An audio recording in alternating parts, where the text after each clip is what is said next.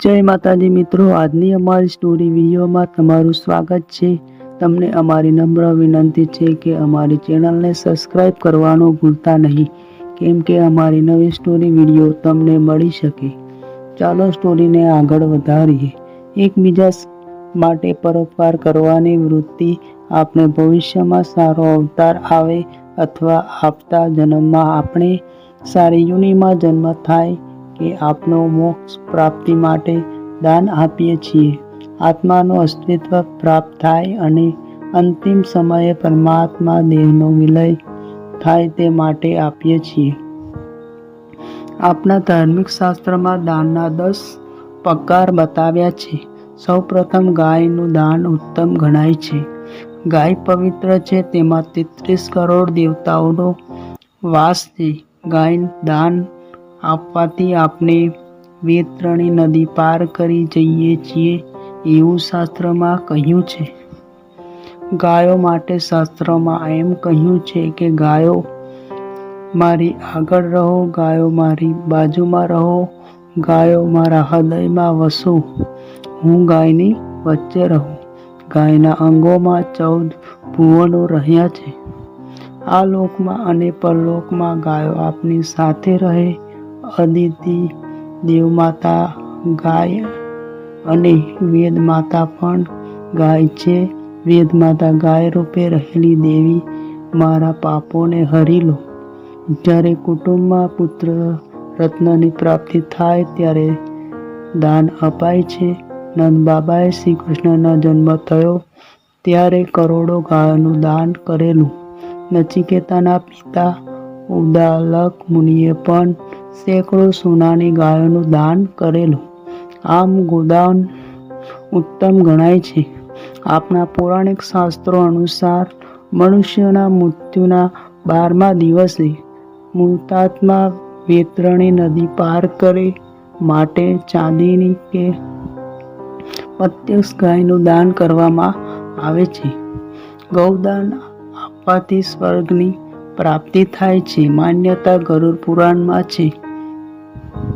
લગ્ન પ્રસંગે દીકરીને સાથે ગૌદાન અપાય છે। ગૌદાનથી મનની બંધનથી કે કર્મથી કરેલા પાપો નાશ થાય છે। બીજા નંબરનું દાન ભૂમિદાન છે। પહેલાના સમયમાં રાજા મહારાજાઓ સમાજના શ્રેષ્ઠીઓ ભૂમિદાન આપતા હતા। ભૂમિદાનથી મનુષ્ય પોતાની આજીવિકા કમાઈ શકે અને તેનું જીવન ધન્ય થાય તેવી ભાવના હતી।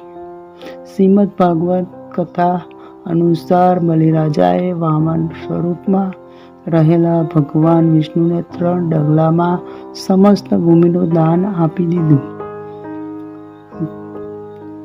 દાનમાં ત્રીજા નંબરે તલનું દાન છે।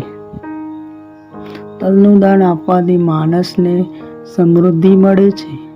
ચોથા નંબરે સોનાનું દાન આવે। પહેલાના સમયમાં રાજાઓ ઋષિઓ સોનાનું દાન આપતા હતા। તેઓ વિદ્વાન બ્રાહ્મણોને સુવર્ણ દાન આપતા। પાંચમા દાન ઘી ગણાય છે। ગાયનું શુદ્ધ ઘી દાનમાં આપવામાં આવે તો અશ્વમેવ યજ્ઞ જેવું ફળ મળે છે।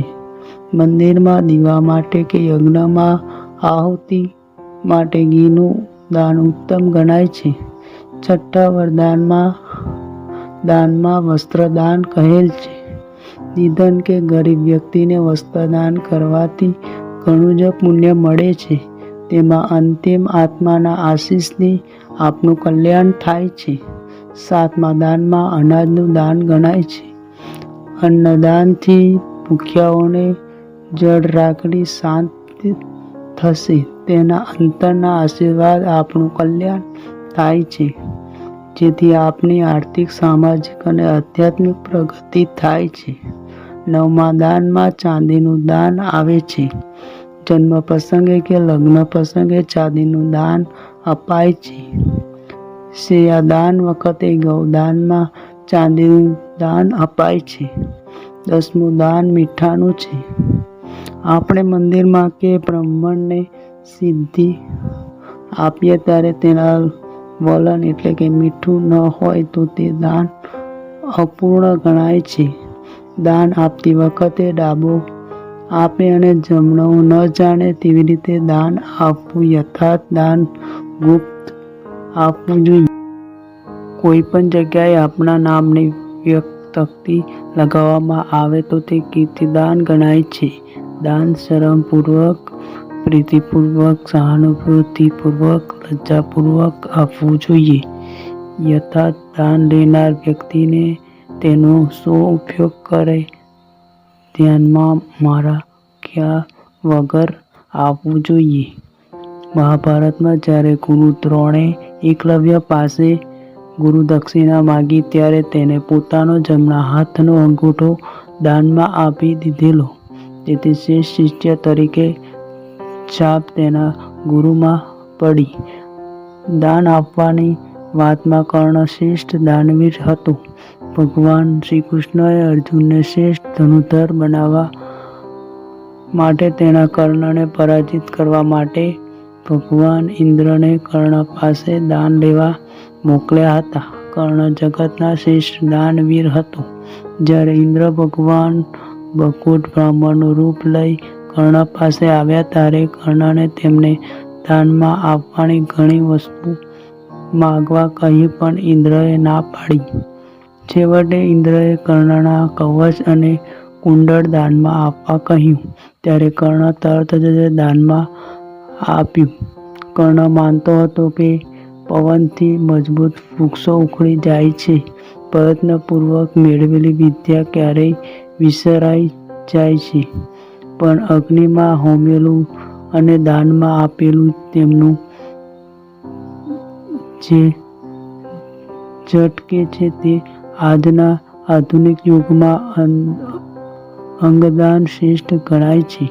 આજની અમારી સ્ટોરી વિડીયો તમને કેવી લાગી તે જણાવશો જી, અને સબસ્ક્રાઈબ કરી લેજો. આવી જ એક નવી સ્ટોરી વિડીયો સાથે પછી મળીશું. જય શ્રી કૃષ્ણ. હર હર મહાદેવ.